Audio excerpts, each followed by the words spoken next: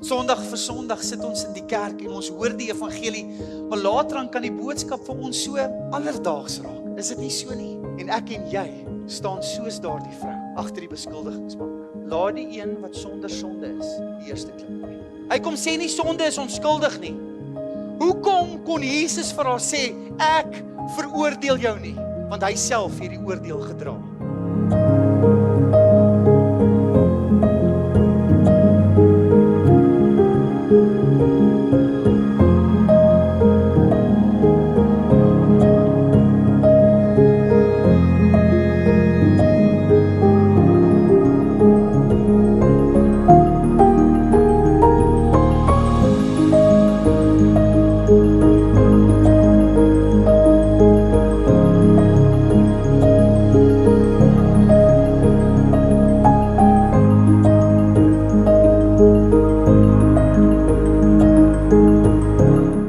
Here Jesus, op Goeie Vrydag, Here, dink ons terug aan 'n dag wat U alles neergelê het, Here. Here, 'n dag waar U Uself neergelê het. Al ons sonde op U gevat het, Here. Aan 'n kruis vir ons dood gegaan het. Sodat ons kan lewe, Here. Sodat ons oorvloed kan hê. Sodat ons weer 'n lewendige verhouding met die Vader kan hê. Here, vanoggend is my gebed dat elkeen van ons iets spesiaals van daai dag in ons harte sal ronddra. Here, laat hierdie nie net 'n goeie vakansiedag vir ons sal wees nie, Here, maar die fondasie waarop ons geloof gebou is. Here, as U nooit mens geword het, U nooit vir ons gesterf het nie, Here, dan sou ons nie hier gesit het nie. Dan sou ons nooit die voorreg gehad het om in die allerhoogste in te kon gaan, Here.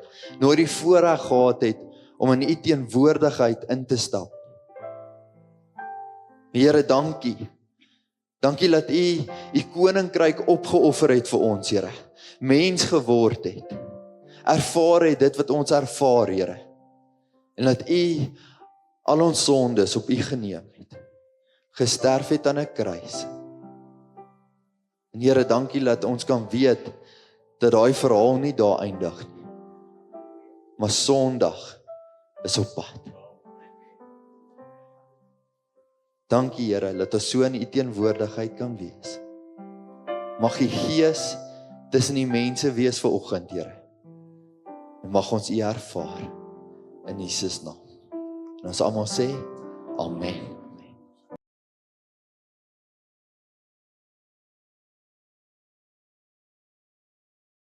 My pa was nog altyd 'n man gewees wat baie daarvan gehou het om met sy hande te werk.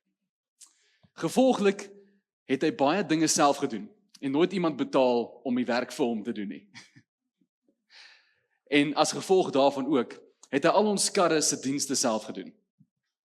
En omdat hy al ons karre se dienste self doen, het hy natuurlik 'n groot vat olie bymekaar gemaak na tyd. En daar is vir ons baie streng instruksies gegee in hierdie huis van ons. Moet nie aan die olie peter nie. En ek het, elke liewe dag van my lewe, het ek seker gemaak om so ver weg te bly van die garage af as moontlik. Wel, behalwe vir een dag. En in daai een dag, ek onthou dit so goed, as dit gister was, ek stap in die garage en ek stap verby hierdie vat olie en ek stop en ek kyk die olie uit en ek vat so 'n paar tree terug. En ek weet in my hart, wat ek nou gaan doen, is verkeerd. Maar hy het my gestop. En ek kyk na hierdie olie en ek sien my eie refleksie. En ek sê vir myself, kom ek sit net by vingerpunte in. Net by vingerpunte. Hoe erg kan dit wees as ek net by vingerpunte, dis nat. Dis slijmerig, dis olierig, en kyk, is net my vingerpunte, is nie so sleg nie. Ek is seker as ek net hier so bietjie bly, vir bietjie langer, sal dit nie so sleg wees nie. Maar dit voel so slijmerig, en dit voel so glad, en so klein bietjie so snot. Maar dis heerlik en is lieflik en ek voor ek myself kan kry is ek tot by my elmboë vol van hierdie sluk, hierdie slijm en ek het nie gestop nie. Want dit is te lekker en 'n kind kan speel. En toe ek besef waar ek trek toe, in vrees staan ek op en ek besef maar hier's moeilikheid. Wat as my pa nou hier moet instap en sien hoe ek lyk? So ek het myself gesê ek moet hierdie uitsort. So ek weet nie wat om te doen, ek weet nie waartoe om te gaan nie. So is okay as ek dit so bietjie kan afsmeer aan my, maar dit help nie, ek bly vuil en hoe meer ek vee, hoe erger word dit en ek besef niks wat ek doen help nie en ek sê vir myself, wat as my pa my moet sien op hierdie oomblik, wat as? En ek besluit, okay, wel, hier is niks in die garage wat my kan help nie. Okay, hier is wat ek gaan doen. Ek gaan op my tone loop, saggies, deur die huis, want ek weet my pa is besig om TV te kyk, so saggies, as ek net deur die huis kan so op my tone stap, en ek stap deur die huis, maar ek besef nie, as so ver as ek gaan, los ek swart oliemerke deur my pa se splinternuwe houtvloer nie. En ek stap by die gang af, en ek kom by die badkamer in, en ek sê, okay, wel, ek gaan moet was, en ek begin was, en maak nie saak hoeveel ek skrob nie, maak nie saak hoeveel ek myself probeer skoonmaak nie, het kom nie af nie. En ek kyk rondom my rond, en uit frustrasie, uit skree ek, en ek gooi my arms in die lug, en ek kyk na die gemors wat ek gemaak het.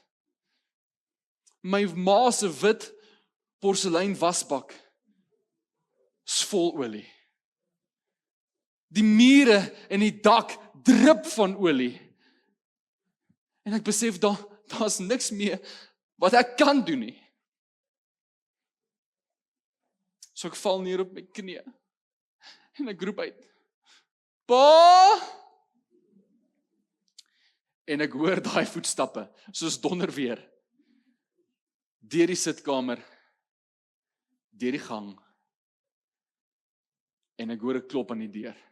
Seun, is jy okay? Nee, pa. Nee, pa, ek is nie. En hy maak die deur oop, en hy sien hoe lyk ek. Ek is so vuil. Ek kan hom nie eens in die oë kyk nie. Want hoe moet ek nou aan hom verduidelik wat ek nou net gedoen het? Hy het vir my gesê ek moet wegbly. Ek het gekies om nee te sê. Maar in plaas daarvan dat hy my aan die hare gryp en my so paar gee, vat hy my en hy sê, my seun, ek het jou so lief. En hy vat my terug na die garage toe, en daar het hy so blik oranje sanderige seep. Ken jy daai seep? En hy vat my terug na die buitekamer toe, buite die huis. En hy draai die kraan oop, en saam met hom was hy my hande skoon. En ons stap terug deur die huis, en ons het 'n mop, en ons mop die vloer, en ons was die wasbak, en is asof niks ooit fout was nie. Geliefdes in die Here, is dit nie wat sondes doen nie. Ons begin deur ons vingerpunte in te sit. Nee, maar dit kan nie so sleg wees nie. En voor ons onsself kry, is ons tot by ons elmboë vol sonde. En die mense en die dinge wat ons gebruik om onsself te probeer skoonmaak, lyk net so sleg soos ons. In hierdie wêreld, wat kan ons skoon was? Ons kort iets sterkers. What can wash away my sin? Nothing but the blood. Dis net wanneer ons op ons knieë neerval en uitroep en sê, Abba Vader, Jesus Christus, kom was my met u iets sterkers. Nothing but the blood of Jesus. Dankbare harte, Koning Jesus. In hierdie oggend bring ons U die hulde, die ere, want ons verkondig hom as die gekruisigde. Halleluja! Maar ons verheerlik hom ook as die opgestane Here. Jesus, dankbaar in ons harte, omdat U gekom het om te soek die wie verlore was. U het ons gevind, Here. U het ons kom red, U het ons kom verlos, U het ons kom vryspreek, Here. U het vir ons 'n nuwe begin gegee. U het gekom om 'n nuwe tyd aan te kondig. Genade. Mag dit losbreek oor ons harte, oor ons lewens, in ons huise in hierdie oggend. Oor ons kerk en oor ons gemeente en oor ons eie lewens hier waar ons staan. Dankbaar vir U liefde, dankbaar vir U offer. Jy is vanoggend hier want jy moet eers vandag weer ietsie hoor oor die evangelie wat in jou hart en in jou lewe en jou huis, in jou werk en in jou omgewing moet losbreek. Jy het nodig weer om vandag te hoor oor die krag van hierdie kosbare boodskap wat in hierdie week talle mense se lewens weer gekonfronteer het en ek glo met my hele hart getransformeer het en ek glo met my hele hart dat mense by daardie deur ingestap het en uitgestap het met veel meer dankbaarheid oor dit wat Jesus vir ons kom doen het. Sondag vir Sondag sit ons in die kerk en ons hoor die evangelie, maar later aan kan die boodskap vir ons so alledaags raak. Is dit nie so nie? Maar in hierdie oggend is ons weer by mekaar om in verwondering te staan oor een persoon. En sy naam is Jesus. Halleluja. Sy naam is Jesus. Draai na iemand langs en sê, Jesus is kosbaar vir my. Jesus is kosbaar vir my. Vanoggend wil ek met jou praat oor die tema vrygemaak en ek gaan oor 'n storie in Johannes 8 gesels en dis van Johannes 8 vers 1 tot 11 en dis oor die vrou wat op heterdaad betrap was as sy egbreek gepleeg het en die fariseërs het gekom om haar te oordeel, maar Jesus tree tussen beide en ons kyk hoe hierdie verhaal afspeel en wat wil Jesus vanoggend vir jou en my deel hierdie verhaal sê. Okay, Johannes 8 vanaf vers 1 af. En daar staan in vers 1: Maar Jesus het na die Olyfberg gegaan en vroeg in die môre het hy weer in die tempel gegaan en al die mense het na hom toe gekom en hy het gaan sit en hulle geleer. Verbeel julle dit. Dis vroeg die oggend, Jesus het tempel toe gegaan. Waar is jy vanoggend?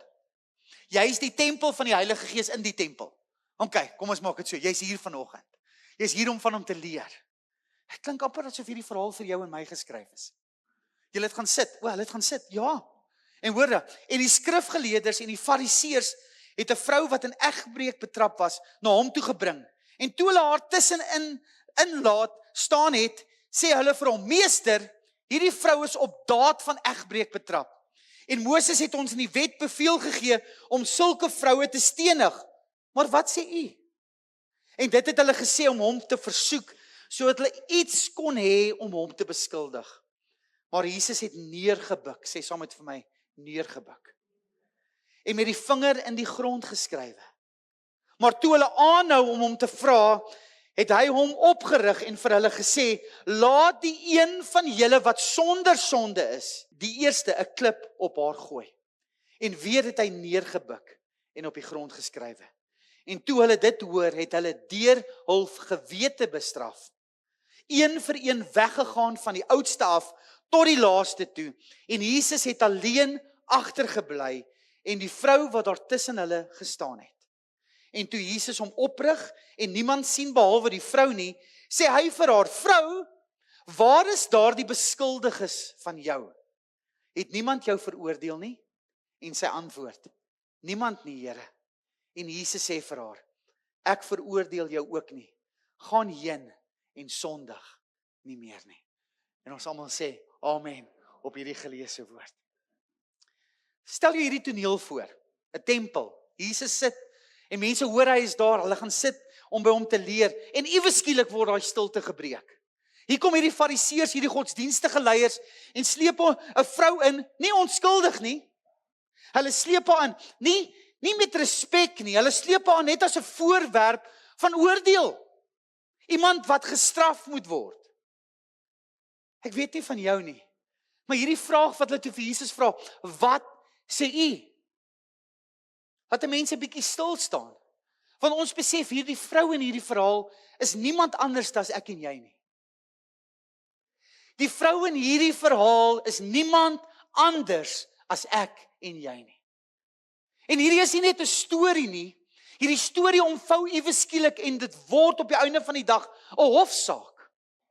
'n Hofsaak waar 'n beskuldige ingebring word, 'n aanklaer is en 'n regter 'n oordeel moet vel.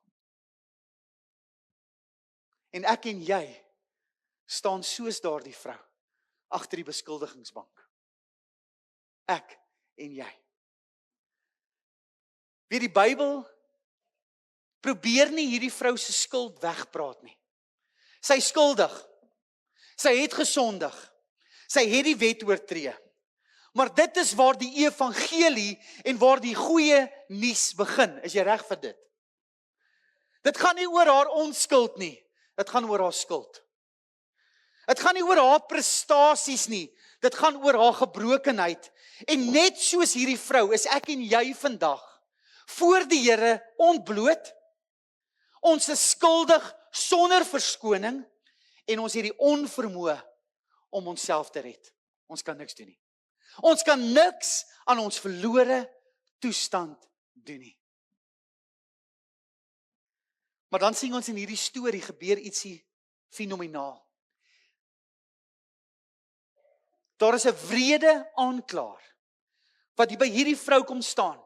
Hy bring nie geregtigheid nie. Hierdie aanklaer bring 'n vonnis, 'n oordeel. En daar was 'n vonnis en 'n oordeel oor jou lewe uitgespreek ook. Agter daardie beskuldigingsbank was daar 'n vonnis uitgespreek en sê die loon van die sonde is die dood. En haar vonnis was gevel en my en jou vonnis was gevel. Hulle het reg gestaan met die klip in die hand. Die wet wat goed was, wat sonde gewys het, het haar op daardie oomblik veroordeel. Sy was skuldig.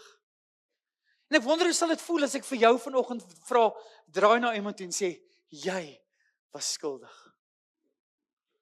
Van julle draai dan, ja my vrou, het jy gehoor, pastoor het gesê jy is skuldig.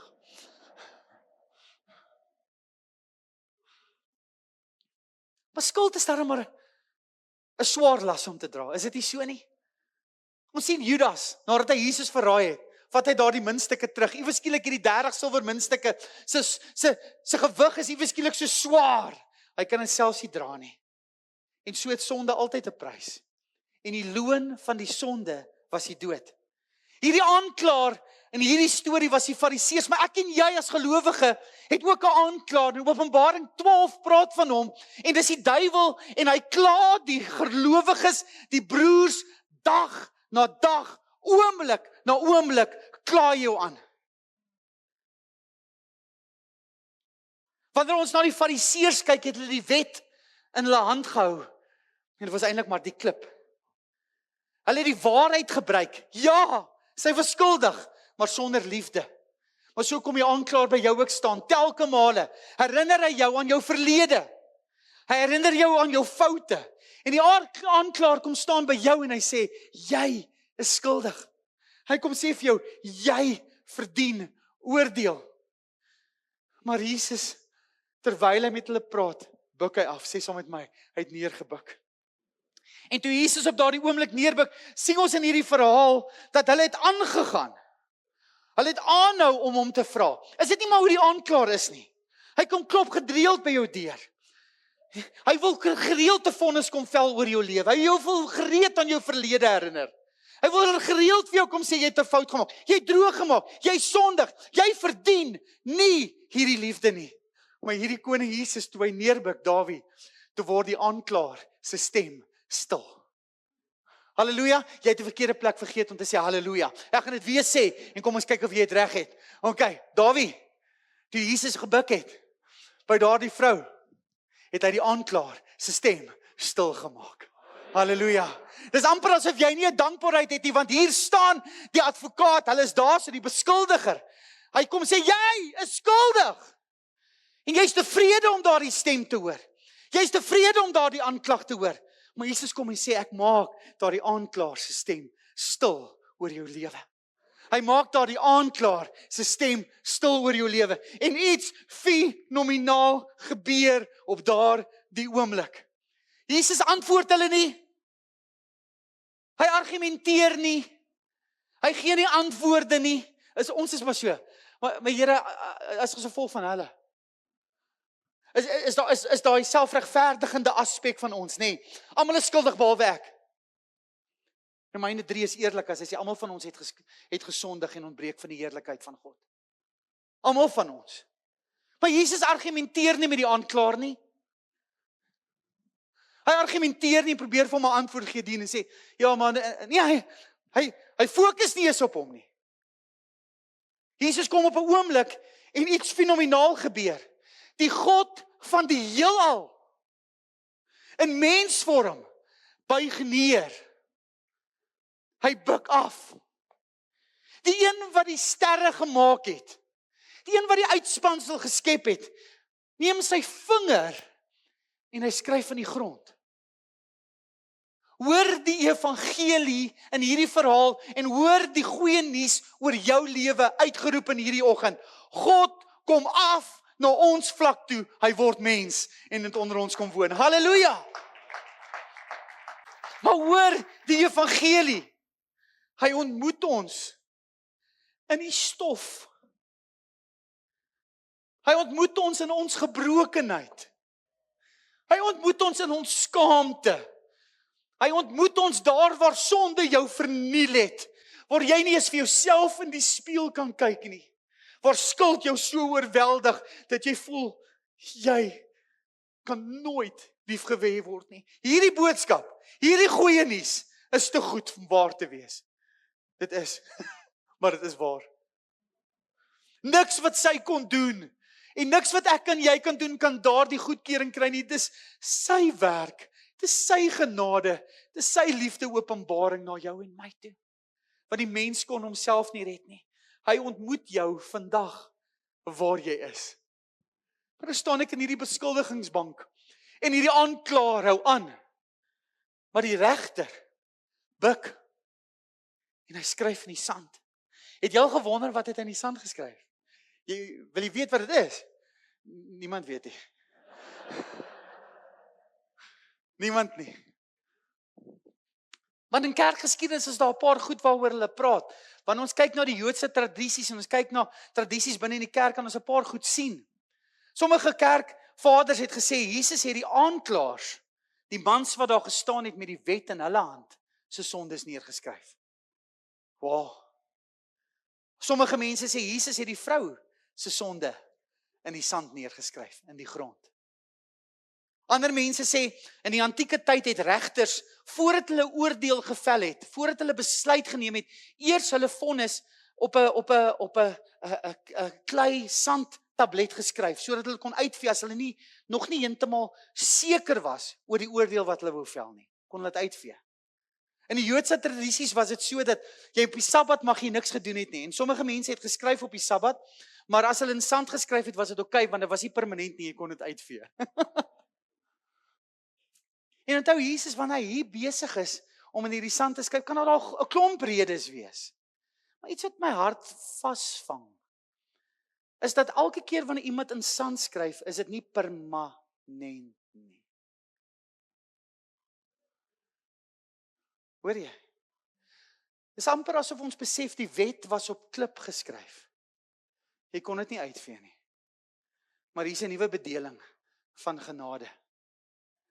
Iets wat die permanentheid van jou sonde kom vat en jou kom reinig en jou skoon was en jou nuut maak en jou 'n nuwe oor begin gee.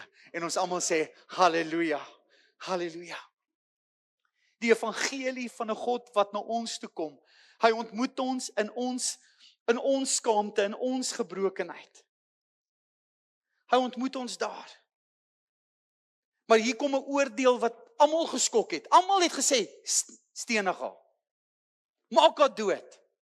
Maar Jesus staan op En hy sê die volgende woorde: laat die een wat sonder sonde is, eerste gooi. Hoor mooi wat Jesus nie sê nie. Jesus sê nie vir hulle sy is onskuldig nie. Jesus sê nie vir hulle die wet maak nie saak nie. Jesus sê nie vir hulle sonde is nie ernstig nie. Maar Jesus konfronteer die aanklaers en die vrou en jou en my met sekerlik een van die grootste waarhede. Daar kom 'n tyd en 'n dag in jou lewe wanneer jy jou eie hart moet ondersoek. Hoor mooi. Daar kom 'n tyd en 'n dag waar ek en jy ons eie hart moet ondersoek. Op daardie oomblik, toe Jesus hierdie woorde spreek, het almal wegbeweeg van oud na jonk. Sekerlik omdat die ouer mense meer sonde gehad het as die jonger mense gehad het, nê? Nee.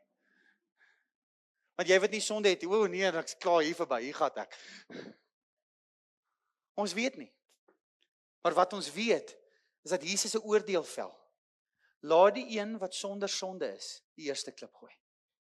Hy kom sê nie sonde is onskuldig nie. Hy kom sê nie, die wet maak nie saak nie. Hy kom nie sê, sy is onskuldig nie. Hy kom sê, ondersoek jou eie hart. Sien jy, daar's woorde wat hierdie hele verhaal opsom. Daar's woorde wat alles opsom en Jesus vra haar dit. Hy vra haar, waar is jou beskuldiger? En ek wil jou vra, kind van God, waar is jou beskuldiger? Waar is hy? Waar is jou beskuldiger? Het niemand jou veroordeel nie? En sy antwoord, niemand nie, Here. En dan kom die mooiste sin in hierdie verhaal na vore. Ek veroordeel jou ook nie. Gaan en sondig nie meer nie. Hier's twee mooi dele van die evangelie wat so saamgevat word. Die vergifnis van God wat ek en jy ontvang. Dit is genade, dit is vryspraak. Dis die kruis se werk in jou en my lewe. Maar dan ook hierdie oproep na geregtigheid en heiligmaking. Hy sê gaan en sondig nie meer nie. Nie omdat jy vergifnis verdien het nie. Hoor mooi, maar omdat jy reeds vergewe is. Halleluja. En iets gebeur fenomenaal op daardie oomblik. Genade ontmoet daardie vrou. En dit is wat genade doen. Genade transformeer. Genade maak jou nuut. Genade roep jou om anders te leef.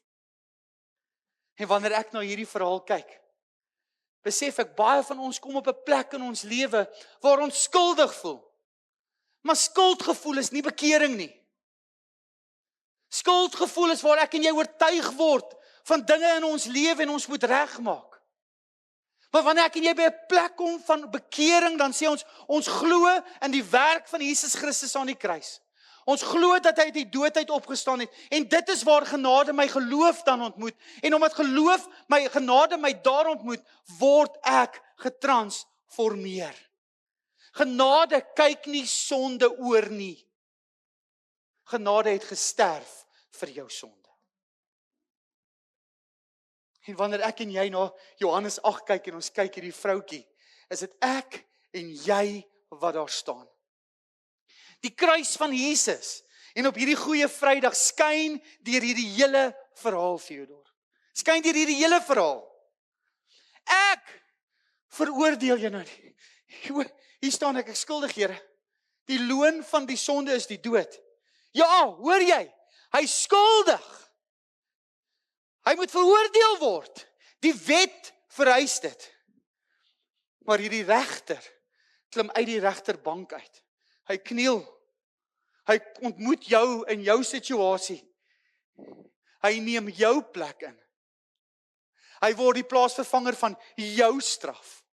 En die oordeel wat oor jou uitgespreek is, die loon van die sonde is die dood, dra Jesus op hom in jou plek. Die evangelie van God word waar. Hoekom kon Jesus vir haar sê, ek veroordeel jou nie? Want hy self het die oordeel gedra. Jy weet daardie klippe wat daardie fariseërs en godsdienstige leiers gehad het, wat hulle sou gooi, het haar nie getref nie, dit het Jesus getref. Daardie spykers aan daardie kruis wat jy verdien het hy gedra. Daardie dood wat sy moes sterf, het hy vir jou gesterf. Die skaamte, die gevoel van skuld wat sy gedra het hy vir jou gedra. Dit is amper asof Jesus tussen die aanklaer en die beskuldigingsbank kom staan. Hy kom staan tussen die klip en die son daar. En hy strek sy arms uit. En hy sterf, betaal die ewige prys. Halleluja. Halleluja. Kom ons gee die Here 'n lofoffer. So gemeente, op hierdie goeie Vrydag word ek en jy herinner aan 'n jong vroutjie wat in heterdaad betrap is en ek en jy het so 'n dag gehad. Ons word herinner dat die vyand ons gesleep het na 'n plek toe van vernedering as gevolg van sonde wat kom breek het en kom vernietig het. En hy het oor jou 'n oordeel gevel en gesê, jy is skuldig. Maar ons hoor die regter, ons sien hom daar, hy sê niks. Hy sê niks. Hy ontmoet ons waar ons is. Hy argumenteer nie. Hy het nie gemurmureer en langs die pad langs gesê, ek kan hierdie mee doen nie. Hy bid die gebed en sê, Here, nie my wil nie, U wil. Hy dra daardie las vir jou en my. En hy kom strek sy arms uit aan 'n kruis, gewillig om vir jou en my te sterf, om ons te red. Halleluja. So het herinner ons is skuldig, maar die kruis sê, ons is vergewe.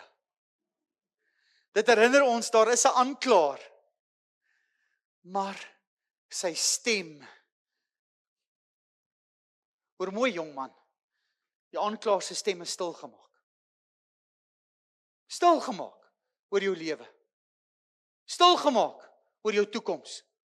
Stilgemaak. Wat iemand in anders het oor jou lewe uitgeroep en hy het gesê, daar's lewe. En sy naam was Jesus. Die aanklaer se stem oor jou lewe het stil geword. Maar Jesus, die plaasvervanger, die regter, word my redder. En daarom sê hy vandag vir jou, waar is jou aanklaers? Waar is die mense wat jou beskuldig? Is hulle nie meer hier nie? Is daar enige iemand wat jou veroordeel? En dan kom staan ek en jy by die kruis. Sê, niemand nie, Here. Niemand nie, Here. Niemand nie, Here. En dan sê Jesus oor jou, gaan, jy is nie meer veroordeel nie. Gaan en sondig nie meer nie. En van daardie dag af loop ek en jy in die oorwinning wat alleenlik deur Jesus bewerk is. En ons almal sê, amen. Sien jy, daardie klippe het geval. Daardie skaamte en skuld het gegaan. Die aanklaer het stil geword. Want genade het ons ontmoet en dit het ons verander. En ons almal sê, halleluja. Jy is vrygemaak.